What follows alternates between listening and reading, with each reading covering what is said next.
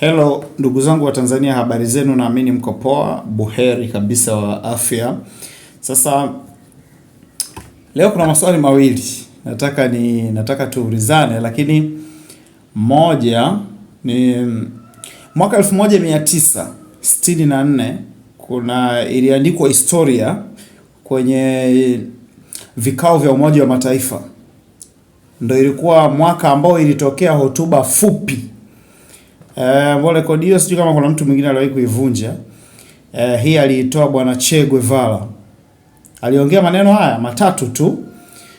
Alisema nchi au kifo. Alikuwa na maana gani? Utaniambia kwenye comment. Anyway, ni hotuba ya Che Guevara. Lakini hapa kwenye kusoma kwangu kuna historia za wanawake watano.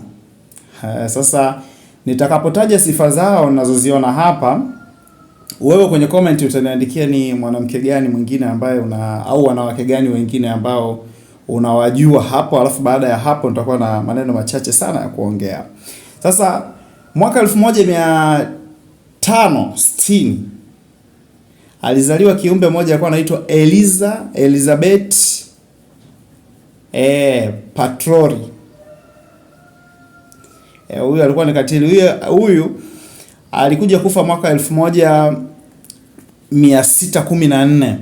Huyu aliua watu zaidi ya 600, na hususan alikuwa analenga mabinti, na alikuwa malikia, alikuwa analenga mabinti wadogo. Ukatili wake alifikia hatua ya kuwa anaoga damu kwa imani aliyokuwa anajipa yeye kwamba akioga damu angeendelea kuwa na ngozi nzuri, angeendelea kuwa na muonekano mzuri. Kwa hiyo akawa anatoa uhai wa watu ili apate damu za kuoga, akiamini anarekebisha ngozi yake. Wa pili, huyu alizaliwa mwaka 1837.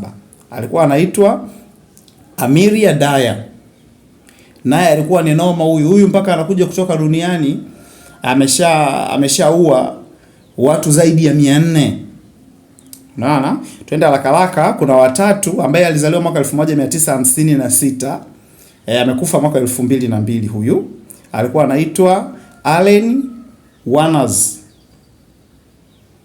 Huyu naye amechinja raia kibao. Lakini kuna wanne ambao alikuwa ni Rosemary Weston 1953. Huyu amekuja kuondoka duniani hapo mwaka 1987. Lakini kuna huyu Doros Pante mwaka 1929, amekufa mwaka 2011. Unaona, wote hawa wametoa roho za maelfu kwa mamia ya watu. Lakini unajua kwa nini nimewasoma hapa? Nimewasoma kwa sababu hawapo duniani wote. Ndio maana nimewasoma. Sasa hapo chini utaniambia makatili wengine unaowafahamu ambao hawapo duniani, utaandika tu jina hapo, alafu sasa tuendelee. Okay. Kwanza niwashukuru watu ambao mnaendelea kusubscribe kwenye channel hii ya Nkobe. Tutaanza kwa napiga stories zetu za kawaida, mambo ya filamu na vitu vingine kama hivyo. Hayo nishawaambia, tutoke hapo. Twende pamoja sasa. Kwanza niwashukuru sana watu wanaonitusi kwa wingi. Wanapitia comment naangalia, watu wanaotusi ninavyoongea, watu wanaodhihaki ninavyoongea, wanatukana maneno wanaotukana. Nadhani ni uwezo wao wa kufikiri na wao umeishia hapo.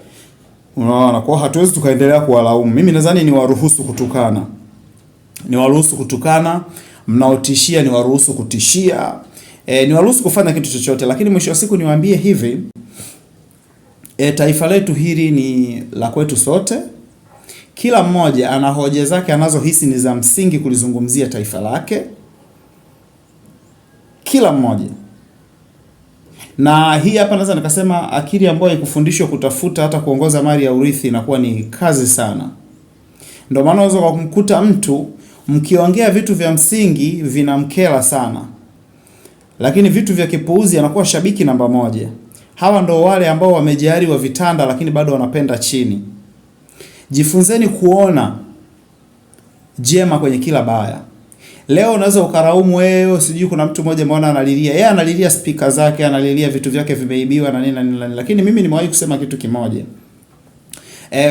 Unapofanya kitu kidogo kidogo, unaweza ukatoa nafasi ya watu wema wakati wanapigania kitu chema, wakaingia waovu kwenye hicho ulichokitengeneza wewe. Nini maana yake? Kwa mfano, fikiria leo kumekuwa na mapuuza ya watu kufa, watu kutekwa, watu kuuawa. Tafsiri yake ni kwamba mapuuza haya yanawapa nafasi wahalifu kufanya uhalifu wao. Hiki kitu nimewahi kukisema kwenye video za nyuma. Sema bahati nzuri au mbaya, watu wanaotukana ni watu ambao hawajanifuatilia siku nyingi. Ndio maana kuna watu nimecheka sana. Mimi kwa kipindi niwahi kutoa hoja nikasemaje, njia salama ya kubaki na kula yako ni kubaki nayo nyumbani. Sijui kama kuna watu mmeninote kwenye video zangu za nyuma. Yeye kuongea vitu vingi mpaka kuwashauri akina Heche, akina Lissu. Na nilikuwa nimeuona ujinga mwingi wa Tanzania, ndio maana nikawa natoa ushauri kama ule ili kusudi kusitokee machafuko. Kuna video mpaka moja nilitoaga watu tuna wakanitukana sana. Nikawa naambia akina Heche, watu kishindwa kupigana nao, ungana nao afu utende yale uliokuwa ukiyawaza. Yote hayo nilishagaongea, lakini mwisho wa siku nikaja kusema jambo moja la msingi. Ndio maana mimi watu wakiniita mchochezi sijui nini, najiuliza umeanza kunifuatilia lini wewe? Unajua nilikuanzia mpaka kufika hapa? Hujui. Unaona? Lakini ukweli ni mmoja. Anayepuuza maumivu ya watu, anayepuuza vifo vya watu ndiyo mwanzilishi wa machafuko. Magufuli alivyoona watu wanatekwa, alisimama akasema inawezekanaje mtu wa kwanza anatekwa, wa pili anatekwa, wangapi anatekwa, wewe bado sijui OCS sijui na nani upo tu, hujui inawezekanaje? Tuliona akikemea pale. Kwa hiyo uovu usingeweza kuendelea kwa sababu mfariji mkuu ni rais wa nchi. Mfariji akishatoa kauli ya faraja, hakuna kitu kitakachoendelea. Kuna kauli huwa inazungumzwa kwamba kauli ya rais ni sheria. Hii haiko ndani ya katiba, lakini ni kauli ambayo tunaisema kwa sababu tunajua yule ndo top pale, ana mamlaka, ana uwezo wa kuzuia chochote muda wowote ambacho ni kiovu. Nina uhakika rais akikemea kwamba fulani kwa nini atekwe, fulani kwa nini apotee, hayawezi kutokea ukaidi kwa watu, kwa sababu zile ni hasira zinazokuwa zinajipika moyoni. Kwa akishakemea hivyo, ile haiwezi. Na siku moja nikatoa video kwa uzuri kabisa. Ndio maana nasema watu wanatukana hapa, mimi hawajanifuatilia wakajua nilianzia wapi kuongea. Ndio maana nikisoma comment zao sometimes naona huyu ni uwezo wake wa kufikiri unapoishia. Niliwahi kusema kitu kimoja, hekima za watu wa pembeni ndio zinamfanya mfalme aonekane na hekima. Hiyo video iko hapa YouTube. Lakini hiyo video pia ipo TikTok.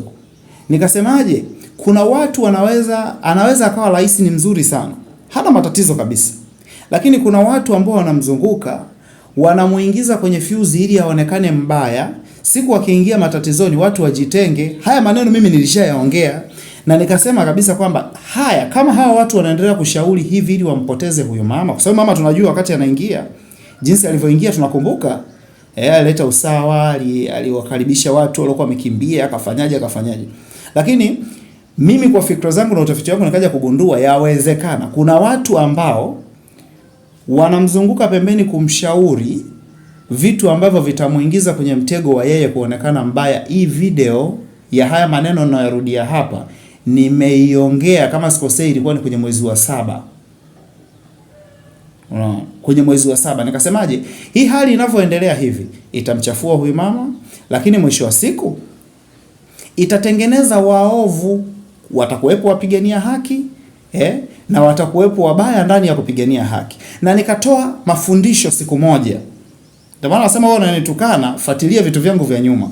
Nikasema hivi, watu wasiingie kwenye maandamano mpaka watu wapeane elimu, ili kusudi maandamano mtakaoyafanya kuwe na kundi litakalolinda mali za raia wenzao na kuwe na kundi liloshika mabango la ujumbe wanaouhitaji. Mbona hizo video ziko hapa, nishatoa zote. Sasa mtu ukisema kwamba mchochezi sijui nini, sijawahi kuchochea kuambia watu wakafanye uhalifu. Unaona?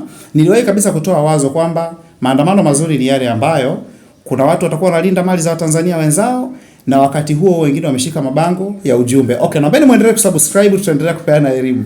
Mungu awabariki sana nyote mnao nikubali na wale mnao nitukana. Muwe na siku njema.